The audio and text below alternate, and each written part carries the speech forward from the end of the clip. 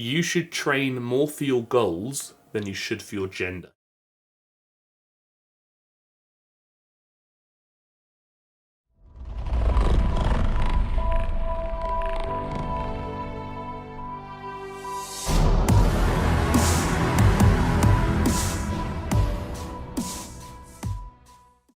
I'm gonna be honest with you, I've got a really bad cold and I feel awful. You know when you can't like breathe properly because you've got a cold, and then suddenly you just sit there lying in bed all night because you can't sleep because you can't breathe? Just thinking about how much you took breathing for granted and how you will never make the same mistake again. But then as soon as you can breathe again, you're fine. I mentioned this in a video previously. That's exactly how I feel now. I think I jinxed it, because when I mentioned that a few weeks ago, I was like, oh, I haven't had a cold for ages.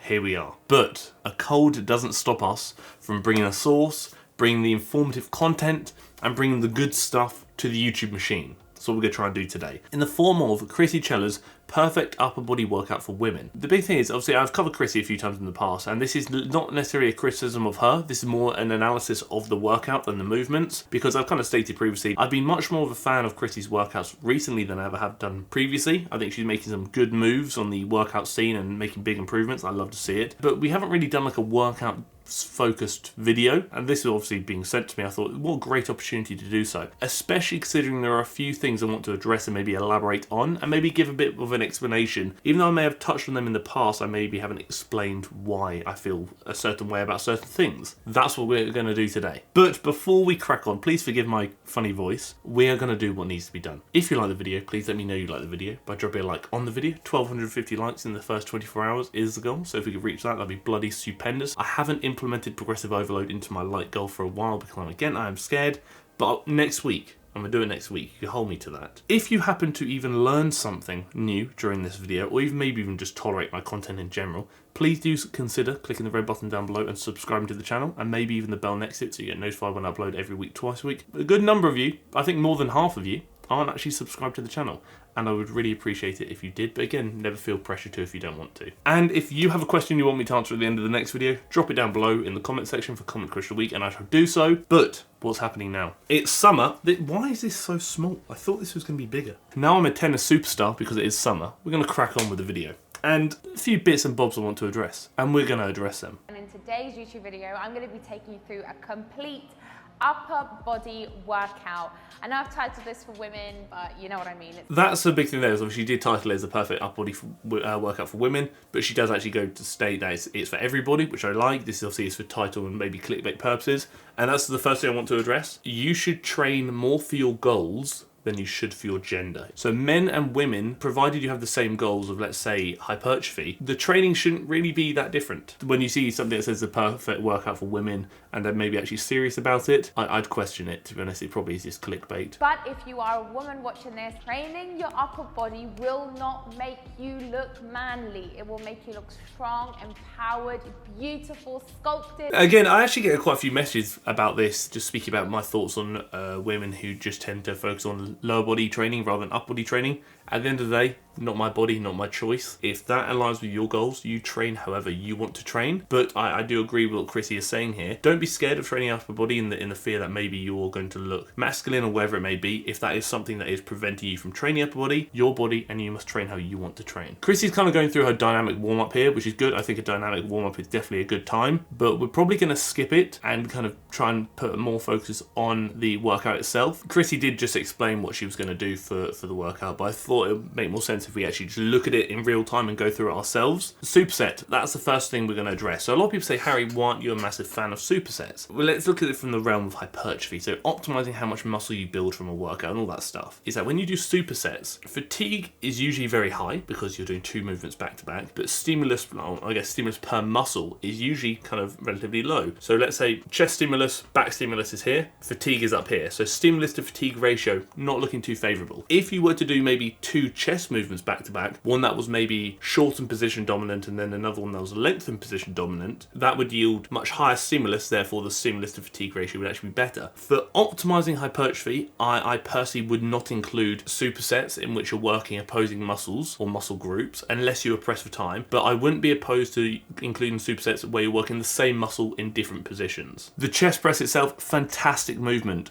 love what Krissy is doing here with that elbows at 45 degrees. A lot of people would often focus on flaring their elbows out when they chest press. You want 45 degrees. Much nicer on the shoulders and also better aligns with the fibre direction of the pecs, which obviously run at 45 degrees. And the thing here, this is why I love a dumbbell press over a barbell press. The elbows come across the body, so she can really converge, so her upper arm can travel across the body, whereas with the barbell, the path is a bit more fixed. Primary function of the pec is to bring that upper arm across the body. So converging movements are bloody splendid. And just the dumbbell press in general is a fantastic movement. Love to see it. I would have had so much more power if I flattened my stance and push the ground away from me. I probably won't get into it in this video, but leg drive is huge when doing any kind of primary pressing movement. You want those knees to be below those hips, as they are here, fantastic. You want to focus on not pushing your heels into the floor and pushing yourself up, but more pushing yourself along the bench. You're trying to transfer that force from your feet to your hands. Pushing up is just going to shift your bum off the bench. Pushing back is where we want it. So the barbell row is an interesting one because it's a good movement, 100%, but there are a few things to consider. Is when you're doing a barbell row, your primary purpose here is probably to place as much emphasis on the upper back muscles and the lats, maybe things along those lines. But your lower back and kind of ability to brace the core will likely give out long before your lats do, which mean, is it necessarily optimal for hypertrophy? Probably not, because again,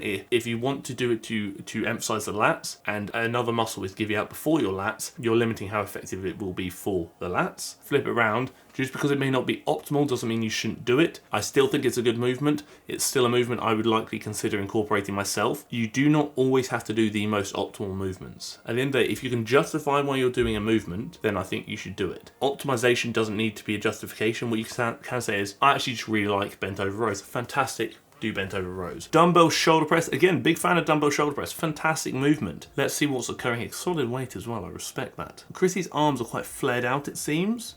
Again, I'm not sure if this is just a bad angle. We want to be pressing in the scapular plane. And that scapular plane is when our arm is like 30 to 45 degrees in front of us. So rather than pressing out here, we want to be tucked in. So similar with the dumbbell chest press, where you've got the upper arm at 45 degrees. Same thing with the shoulder press. 45 degrees. Press in, can go a bit further down, a bit nice on the shoulders too, can press up and across, thus making the anterior delt shorter as well. And also another thing you consider is knock the bench back a couple of notches. So it looks like Krissy is quite upright. I'd go back maybe 1 or 2. A lot more emphasis on the anterior delts there. Single arm bent over row, so single arm dumbbell row. Another solid movement, yep. See, using straps because you want to eliminate grip as a weakness, love it. Essentially you can play around with your back angle and also your upper arm angle to essentially determine where you're placing great emphasis, being different divisions of the lats, be that different muscles of the back, etc, etc. But it is a bloody good movement. Just make sure you do have something you can really support yourself on. I personally use a dumbbell rack and support myself on that because you really want to make sure you are locked in and you don't have that kind of fear of wobble. You know, you want to make sure you're stable as possible, eliminating as many potential weak links or other variables as possible. So the snatch isn't really going to be as effective for shoulder development as you might think, although the dumbbell is obviously overhead. To get it over there, you are really not incorporating a massive range of motion against resistance for the shoulders. Not a bad movement whatsoever. It's more of a functional movement for maybe a different purpose, but personally I would not include it with the purpose of hypertrophy. A triset is where you perform 3 exercises, one after the other with little to no rest. Similar to a superset, but instead of 2 exercises, we add a 3rd exercise. Again, my point kind of still stands on this. It's very similar to the superset. Again, stimulus to fatigue ratio, probably not very favourable unless you're maybe targeting the same muscle in different positions, which I don't think Krissy is at this point. You're going to scoop over just like so, bend over, and you're going to give me a rear fly. This isn't actually a rear delt fly. That is more of a dumbbell Y raise. And so a rear delt fly obviously implies that it's going to place a lot of emphasis on the rear delts. That is going to place more emphasis on other muscles of the delts, specifically maybe the side delts, for example. Whereas a rear delt fly, instead of going up, you would go the other way, you would go down. So see it like you're swinging your arms down at 45 degrees. The fibers of the rear delts align at 45 degrees, so we want to travel in that same direction. And also personally, I would probably support my chest because it eliminates other variables. It eliminates your lower back from maybe giving out, eliminates other bits and bobs, and you can place a bit more emphasis on what you're trying to work, being the rear delts. So let's have a look at this triset in action, shall we? Bicep curl solid, you're actually staying supinated position. Just make sure you go the whole way down, you get that full range of motion. That's a pretty solid bicep curl. So we're going to the diamond push-ups. Again, solid, keep the elbows tucked in, probably feels a bit nice on the shoulders. Really good range of motion actually, I rate that. All I will say is just be careful with the old press ups on the dumbbells, because you know what, when I was younger, I used to do press ups on the circular dumbbells. The occasional occasion, I thought, you know, let's just show off in front of my friends, do some press ups. Before you know it, that press up has gone into a fly and I've gone pancake face to the floor, and it was not a good time. Actually, I would say borderline embarrassing, but did we learn from it? No, because we did it multiple times, but was it a good time? Also no, because it hurt my face, but it provided a memory for me to share with you today. So it served a purpose. So let's have a look at the sets and reps very quickly, shall we? So obviously everything's a superset, give my thoughts on that. 4 sets of everything, 3 to 4 on the last one, 8 to 10, 8 to 10, 8 to 10, 8 to 10. The movements as a whole, I think were okay. I think some of them were bloody good movements. Some of them I'm maybe not a huge fan of, but again, that's just my preference, doesn't mean it has to be yours. 8 to 10 reps, because we can grow in all rep ranges with the kind of idea of the main hypertrophy rep range being 5 to 30, I would like to see a bit more variation personally. Again, this is not me critiquing Krissy whatsoever, this is me merely analysing the sets and reps and the movements. But again, like, some of these movements are solid. I think these first 4 movements are solid movements, I rate them. The snatch, push-up, again, for hypertrophy, I'd probably choose other ones. Push-up is actually okay, to be fair. The bicep curl, fine. The diamond push-up, you need 2 push-up variations in the workout. And the rear delt fly, rear delt is fantastic. I'd probably swap one of these push-ups for, like I said, a side delt movement. I then maybe remove the snatch entirely and then swap a diamond push-up for something that's a bit more tricep focused, so like a push down, as I said. 2 to 3 sets on everything,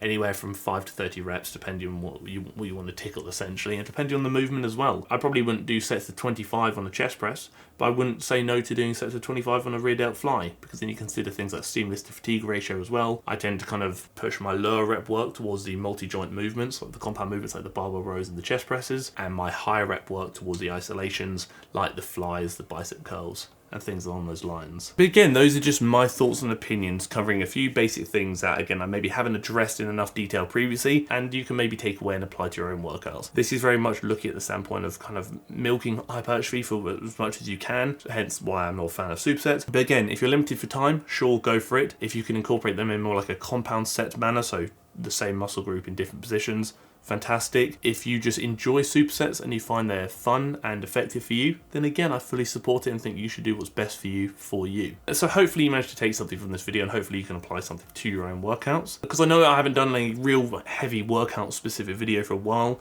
so I thought, you know what, great opportunity to do so and provide some hopefully informative content while we're going about it, while I don't feel very well. But now we must obviously crack on with comment question of the week, and it's a good one, I think. Well, they're all good, to be honest, they're all bloody fantastic. I'm trying to do fewer exercises in my workout, but I don't really know how to structure the workout now. I used to do 7 to 8 exercises and usually something like 3 by 10.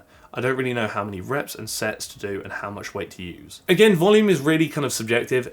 My personal views and thoughts and opinions is I don't really like doing more than 7 exercises in a workout. My workouts are usually about 5 to 7 exercises, although I know some people like doing 8. Again, that's just preference. Just for me, I like doing 5 to 7. Intensity is the biggest driver. Ryan Giroux actually did a really good TikTok on this the other day, of intensity is more important than volume. You can do 100 sets if you want to, but if your intensity is not there, you're not going to grow. Also, you could do 10 sets if you want to, but if your intensity is there, you're likely going to grow, sort of thing. So you can get more from doing less. And he made the point of intensity and how hard your training will determine how much volume you can actually do. Fantastic. And then I would just select those exercises. It is very much a matter of priority. You have to choose the exercises that you can best justify and the exercises that you feel are a priority and then deserve more of a place in your program. But you also have to remember, just because you're not doing another movement now doesn't mean you can't do it later. The movements you are doing will take you X far, but then you will likely swap them out for other movements in the future. I know you may get a bit excited, like I used to when programming. I want to do all the movements because they all do different things. Priorities. What's more important now, that priority can then change later. So choose 5 to 7 exercises per workout, totaling anywhere from 14 to 18 sets, doing anywhere from 2 to 3 sets per movement, and then with the rep range of anywhere from 5 to 30 reps. Usually prioritizing the lower reps at the start of the workout and the higher reps towards the end of the workout. If you want a basic structure, like a bit more of like a template to follow,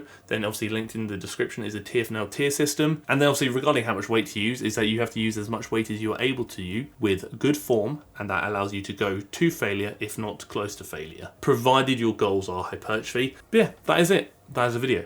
If at any point you decide you like the video, let me know you like the video by dropping a like on the video. 1,250 likes in the first 24 hours is the goal, so if we reach that, that'd be bloody splendid. I would very much appreciate it. Please do consider clicking the red button down below to subscribe to the channel, and maybe even the bell next to it so you get notified when I upload every week, twice a week. If you two have a question you want me to answer at the end of the next video, drop it down below for comment question of the week and I shall do so. Thank you for tolerating me. Thank you for tolerating my groggy voice and unwell self today, and thank you for tolerating the video.